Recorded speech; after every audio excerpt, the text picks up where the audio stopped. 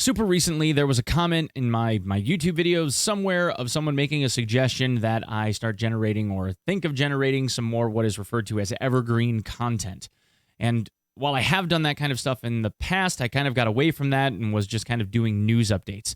So I want to try to get back, and this is the first, I guess, venture into doing more of that evergreen style stuff. So this video is a first video in a multi-part series of stuff, and as a side point, you guys should definitely be seeing some more regular uploads from me. If you didn't see the community post, among other things, my grandfather passed away last week, and the last couple of weeks have been a little bit tumultuous. Guy was my hero, man, and I miss him every day. Talk to him every day. He was a hell of a guy. But anyway, last piece, I guess, of information, news, whatever, is I got a new camera. So it's Canon EOS D50, the USB utility software that Canon came out with. While pretty cool and not requiring a cam link, they neglected to mention that it's only USB 2 in most of their cameras, which means I'm only getting 576p 30 instead of 1080p 60 of uncompressed video, which I did not know until after I bought the camera. So we have a cam link in the mail that will be here within the next day or so. So this should be the last time you see some super choppy video coming out of my face cam or whatever. Anyway, thank you guys for sticking around the channel. Please consider subscribing. Like 95% of my viewers, I think, are not subscribed, and I'd really like to get that 100K viewer plaque thing. So anyway, onto the video. Oh, and check out advanced.gg. If you use code Onepeg, it'll save you 10% or something on checkout, and it's like G Fuel, but has less caffeine and more vitamins, and is better for you, I guess. They sponsor me, and I like them, so drink their stuff, maybe, if you think about it. Okay, see ya.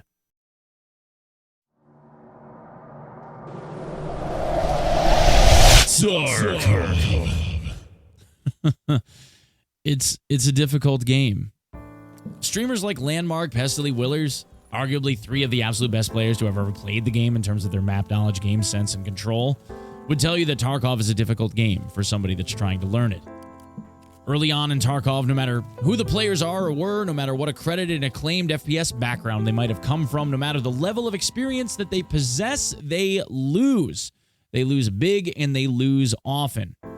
If you've played a few raids in Tarkov, you quickly begin to realize how confusing of a game this can be, and how overwhelming the systems of the game are.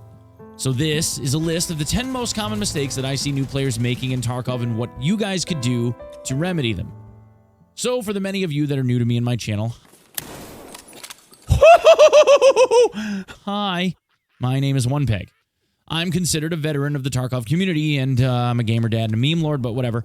I have over 5,500 hours in the game between several different accounts, which doesn't include the time spent generating over 250 YouTube videos about Tarkov over the last 3 years, writing and singing parody songs, and lately making an absurd amount of Tarkov-related sea shanty parodies. Good times. My content has a primary focus on keeping the community up to date on all things related to this game insofar as changes and meta shifts are concerned, and I've also been designated by BSG as a Sherpa, which is someone that is recognized as being both knowledgeable in the game and a capable coach for new players to teach them the ropes. Point being, I know a lot about Tarkov. A lot. Professionally, I'm a full-time streamer and YouTuber. This is literally what I do for a living, with 99% of my time spent playing, learning about, studying Tarkov stuff. So yeah, I'd say I'm pretty qualified to make this video. This whole thing is about the most common mistakes that I see new players make and the most common misconceptions that exist. If you fix these flaws in your gameplay, the chances are you'll end up surviving more raids, collecting more dog tags, and finishing tasks and making money more quickly. So, onto the guide. First up, sound. Throughout most of my travels in Tarkov, I've learned one important thing. Sound in Tarkov is king. There is nothing more important in this game than sound. Not aim, not ammo, not your armor, not how good you are, bro. It's sound. 90% of what you hear in this game is what will give you the advantage. New players in Tarkov tend to either underestimate how important sound is, or they end up ignoring the audio going on around them altogether. What's worse, they haven't taken the time to realize that the sounds that they generate, mostly, are the sounds that others can hear and will be the thing that gives them away and gets them killed. In nearly every firefight that I have won, it was almost always due to what I could hear first. Sometimes that one thing can be incredibly subtle. For example. Yep, this guy just ADS'd again. Did you guys catch that? Well, just in case you didn't, I'm going to play it back for you at about 300% volume. Here you go. Yep, this guy just ADS'd again. That sound is simply another PMC shouldering a rifle. If you're having trouble hearing that sound, you may want to adjust some of your audio settings, because the first one that I played is the sound level that I play the game at. The simplest solution to this would be just turning up your volume in order to hear those subtle parts. But don't take hearing loss, okay? I'd highly recommend getting some amount of audio compression, if you know what that is. If you don't know what that is, look it up on Google, and then grab yourself a copy of Voicemeeter Banana. It's free.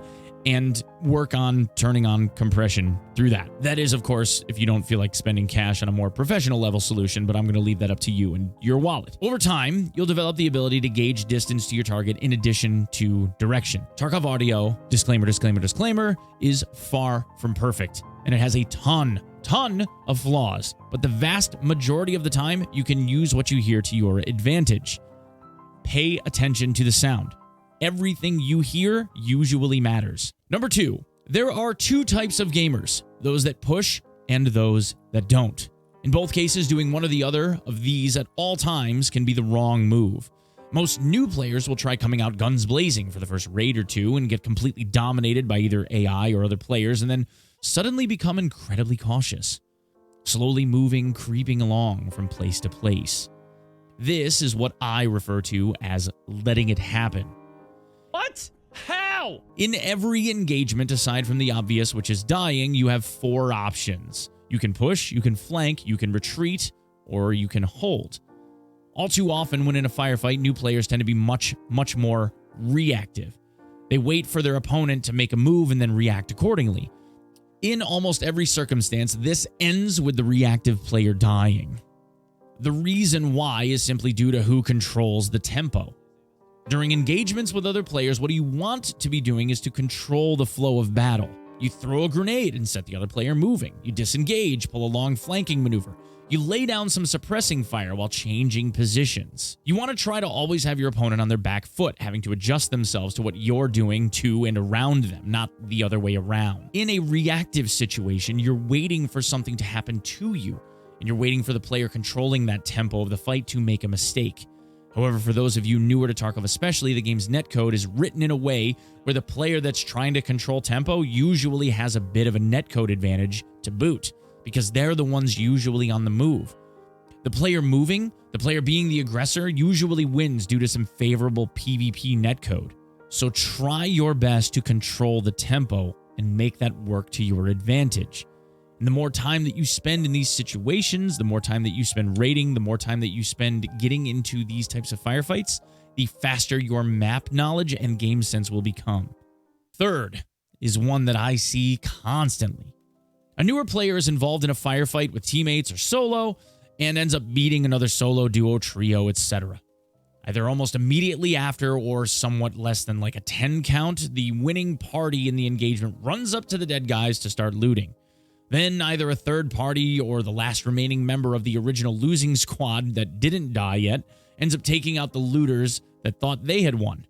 You see it time and time again. This thought stems from the simple standpoint that everyone that died must have been the whole team, because the whole team would have been together, right? Or it's believed that there'd be enough space around where the fight took place to leave enough time for looting, because people would have just purged everything on the way into where that firefight took place, you know? Well, in Tarkov, that is almost never the case. See, because there's things like late spawns and rats. In Tarkov, there is always one more. I'll say it again. There is always one more. Remember that original tip, number 1 on our list? New players are objectively deaf. When the smoke clears, stop for a few beats. Listen. If you're outdoors, do you hear bushes? Do you hear coughing? Do you hear a reload? Shuffling sound like someone's prone? Footsteps anywhere nearby? Think about the recent gunshots that you heard before you got into the firefight to begin with. Did they sound relatively close? Were they from the same direction as the firefight that you engaged in? Questions like these are things that you need to ask yourself, because firefights like these are what I call ringing the dinner bell. Because opportunistic players looking for a payday will come running toward the sound of gunfire volleys in order to take advantage of a wounded player scenario and collect all of that gear for themselves instead. So instead of going up and looting in short order, get a solid sense of your surroundings. Patch yourself up from a relatively secure spot if you can. And also, if you can, do it from somewhere that you can at the very least listen and ideally watch the area where the loot is. More often than not, in the couple of minutes worth of time you give it, you'll either spot or hear someone looking for a payday, and then that gives you an opportunity to capitalize even more. Yeah, dude, this is like big old glue hard dinner bell right here. Oh, yeah, he just ADS'd. He's over in here ADSing right now, looking.